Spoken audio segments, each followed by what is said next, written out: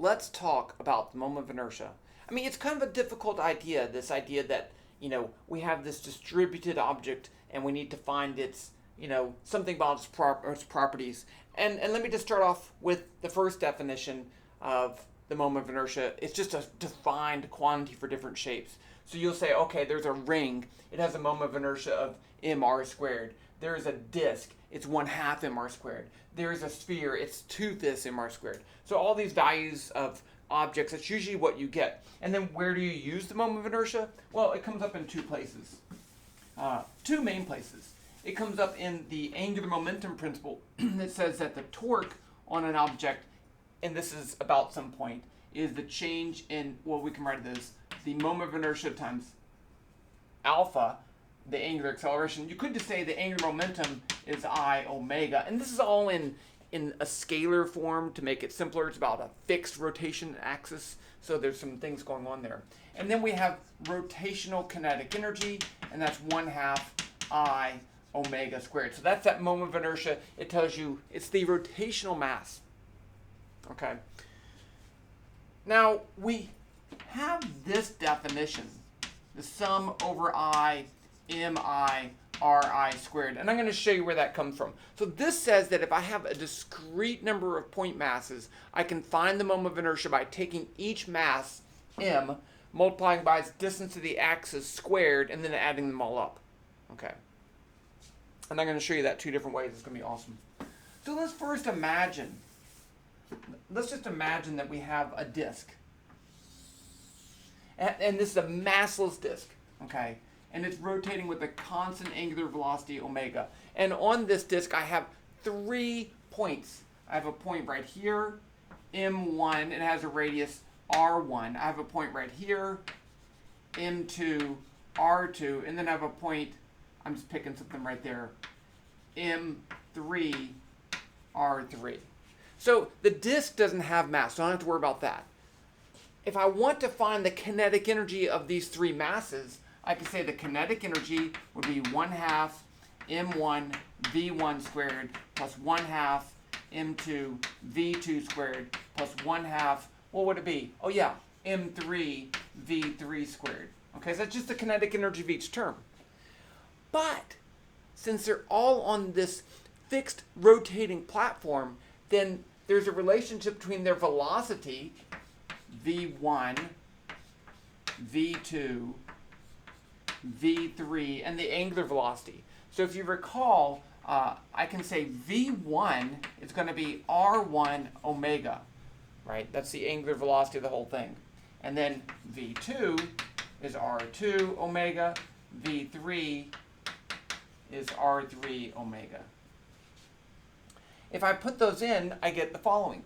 K is 1/2 m1, v1 is going to be this, r1 squared omega squared plus 1/2 m2 r2 squared omega squared plus 1/2 m3 r3 squared omega squared. Well, I can factor out the 1/2, I can factor out the omega squared. So I get K is 1/2, and I'm going to put it right here, m1 r1 squared plus m2 r2 squared plus m3 r3 squared omega squared. That doesn't look right. I don't like that little mark right there. And so now imagine that I had any number of point masses. I'm still going to factor these out. I can factor those out. I can factor out the omega squared and the 1/2. So I can write I as m1 r1 squared plus m2 r2 squared plus m3 r3 squared, or any number of masses, I can just say that's mi ri squared, sum over I. And that is the moment of inertia for a discrete set of masses. But what if I have a solid disk of masses? What if I have a whole bunch of points over here? How do I get that 1/2 mr squared where m is the total mass? That is not trivial, and it involves integration. So we're not going to do that. We're going to do a trick instead. And this is one of my favorite tricks. Okay, So I want to find a total disk. A disk. It has a radius r and a total mass m.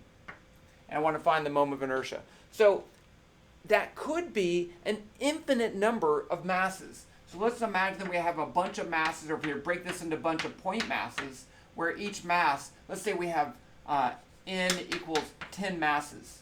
Then each one of those masses has an individual mass of the total mass m divided by n. And I'm going to call that dm. It's just like in calculus, yes. Okay. And then what I can do is just take the radius, the distance for each mass squared, multiply it by this, add them all up, and I get the moment of inertia. Now, but where do I put these points? Here's the fun part. I'm just going to randomly put objects in a disk, masses in a disk. And then once I have all these random masses, I can just go through and add up all their m dm times their radius squared, and that should give me the moment of inertia. Remember, it should be 1/2 mr squared, where that's the total mass and that's the radius. Okay, so let's do this in Python. This would be called a Monte Carlo calculation because we're representing this with random values, and it's wrong, but if we have enough random values, it's right. Okay, switching to the computer. So I'm going to do this in Python. You know I love Python. Make it a little bit bigger. So let's just do a couple little things. I'm going to go down here and say n equals 10, n equals 0. Okay, so I like to, there's multiple ways to make these kind of loops, but I'm going to make a counter called lowercase n, and my total is n. Now, if I say while n is less than n, print n, and then say n is equal to n plus 1, so add 1 to n, and run it, I should get 10 times. And say it goes up to 9. Aha, I didn't get 10, but I did, right? Because I started at 0. And anyway, it doesn't really matter if you're off by a factor, if you're 1. Don't worry about the counting, whether it should be less than or equal to n, whatever. Because if I have n is equal to 1,000 and I have 999 or 1,001, it doesn't really matter. Okay, so you're fine.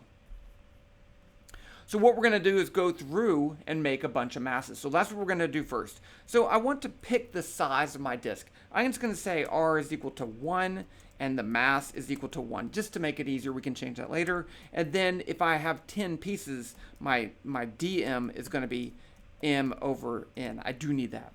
Okay. So what I want to do is to visualize this whole thing, which you don't have to do, but it is fun. So to visualize that, what I'm going to do is to make a random sphere. I'm just going to put a bunch of random spheres. So my random spheres, I'm going to make a random vector. I'm going to call it rtemp for random vector. And it's going to be equal to the vector. I need the x, y, and z components. So I'm going to use this function that's built into WebVPython called random. And I want to make, I'm just going to type it out and then we'll see what it looks like. So capital R times 2 times random, which gives me a number between 0 and 1 minus 1. So 2 times random is going to give me a number between 0 and 2. And then if I subtract off 1, it'll be a number between -1 and 1. And that's what I want, right? Because I'm dealing with this in Cartesian coordinates. So that's the x component. The y component is going to be the exact same thing. And then the z component is 0. I'm going to make it flat. And then what I'm going to do is I'm going to put a sphere at that location. So I'm not going to give it a name. I'm just going to say sphere. Its position is rtemp. And then I do need to give it a radius of, let's say, r over 30. I'm just picking a value. And then I increase my value of n. Let's run it. And I keep looking at the wrong camera. I apologize for that. Run it. Okay, so there's 10 random masses. If I run it again, they're in different locations. Isn't that fun? Okay, now what if I do 100? There's no difference, right? I'm just do 10, do 100. There's no difference. There's 100. But you'll notice, and it is in 3D, you'll notice it's making a, let's do 300. It's not making a disk, it's making a square, which is kind of cool. But what I want to do is to make a disk. So one way I can make a disk is to make my random points and then throw away any that are not in the disk. So if it's in the disk, it's going to have the radius of less than r, right? The distance from the center to the point would be less than r. So these points up here have an r value, a distance greater than r, right? Because they're not in a circle. So let's go over here and say if the mag of r temp, so r temp is just a vector and the mag is the magnitude of that vector. If that's less than r, then I want to make the sphere. And only then will I count my point, right? I don't want to count it unless I make it. So down here, I'm going to indent that. So this should do it. It should make 300 points in a disk. There's your disk. Oh, it doesn't look like a disk. We need more. Well, that's fine. 700 points. Does that make you happy? There. That's a disk. Okay. So now I have all my points. I can go through each individual point, find mr squared, and then add that to the total. And that will be the moment of inertia. So to do that, to add it to the moment of inertia, I need the moment of inertia. So I'm going to start off with I equals 0. I need to have something to add it to. Down here, I can just add that to that. I equals I plus the mass, dm, times that r value, which is r temp, the magnitude of that, mag r temp, and I have to square that. So remember, it's mi ri squared, and that's that. And then we can print that, print I equals, and let's say I. And then let's print the I theory just to compare, which you should be able to calculate anyway. IT equals 1/2, so 0.5, times the total mass times the radius squared. And let's run it. 0.48 and 0.5. Now every time I run it's going to be a little bit different because I'm doing some random numbers there. So 0.5. So you see it's a little bit different, but very, very close. And I'm only doing 700 points. You could do 10,000 points. Once you start to do a lot of points here, this might slow down. So you don't actually have to display the points, right? I don't need to show them, but it's fun because it looks cool and you can zoom in and out and do all that cool stuff. Okay, so that's the moment of inertia for a disk. You can do other shapes like that too, using the same idea of just finding these random points in different places. So that's that. Hope you had fun.